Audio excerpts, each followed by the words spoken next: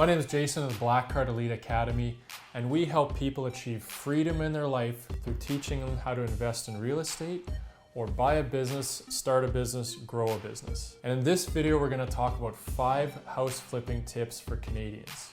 Tip number 1, do not overpay for the property. The way you avoid overpaying is you talk to a competent realtor who is capable of getting you the after repair value, or ARV, for the property.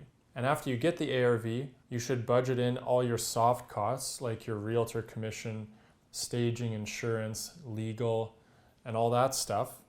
And then you build in your renovation budget, you build in your desired profit, and you'll get to what you will determine as your maximum allowable purchase price, right? So that's you designing the deal from the start. And in fact, what I do one step further is I create a best case, most likely, and worst case scenario, where in every scenario, let's take the worst case for example, I am underestimating the after repair value, I'm overestimating the renovation, and I'm overestimating how long it's going to take to actually do the work. And in all 3 of those cases, all 3 of those cause me to lose money. If all that happens, that is the worst case scenario. In the most likely scenario, I accurately report what I think it'll be for an ARV, for the renovation and the timeline. In the best case, I make assumptions that it'll sell for higher, it'll renovate for less money, and it'll be a faster renovation. So when you have all that info combined, you should be able to make an educated decision as far as what should I pay for this property and avoid paying too much.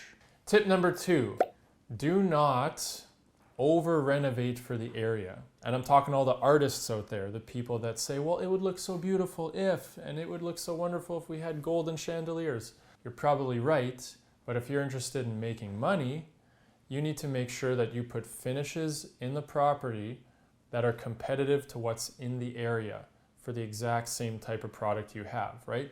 For me, I like my houses to sell quick, so I like to get modern design inputs from smart people and incorporate that into my layouts and my material selection, right? But at the same time, I make sure that I do not overspend for the area. I know there is a limit.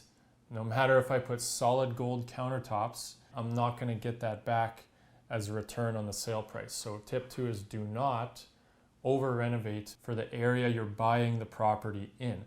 Tip number 3, sign contractors to a contractor agreement where there is a predefined payment schedule based on them completing work. One of the mistakes I see all the time is that real estate investors will hire a contractor without a contract, so there's no written expectations. It turns into a he said, she said, if there's any dispute about it. And the second thing is that the contractor does the work and then they just feel they need to be paid every 2 weeks because they're there, right? And that doesn't help you because usually your projects don't finish on time when the person is just getting paid every 2 weeks, regardless of how much progress they make. So you want to be able to take your scope of work and divide it into completion sections where if they complete that section of the scope, they get this much money. If they complete this section, they get this much money. There's no timeline on that. You tell them, hey, you'll get paid when it's done, not you'll get paid every 2 weeks. Tip number 4 is stage the home.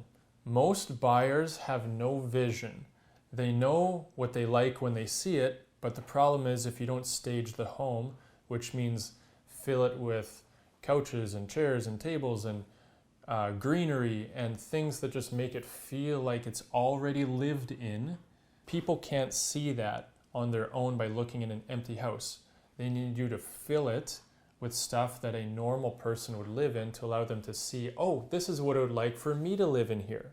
And the stats show that staged homes sell for more money than homes that are not staged, all else equal. And house flipping tip number 5 is get your realtor to rerun your comparables before you list the property, right? So sometimes when you flip a house, it takes 6 months.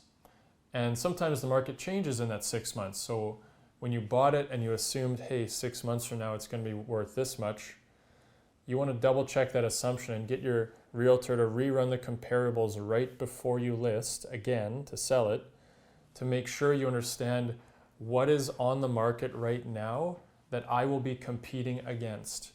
What do the photos look like? What do the finishes look like? Where did they price themselves?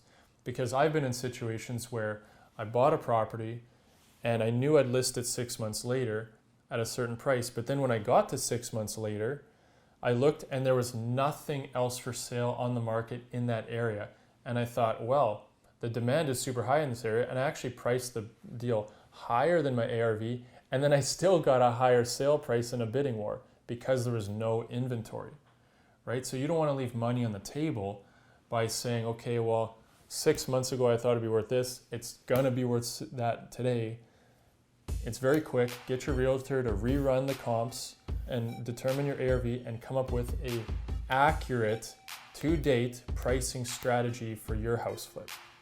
My name's Jason Greschuk with Black Card Elite Academy. Please like, comment, share, subscribe if you found this valuable, because I want to keep getting information in your hands to help you achieve success through real estate or private business.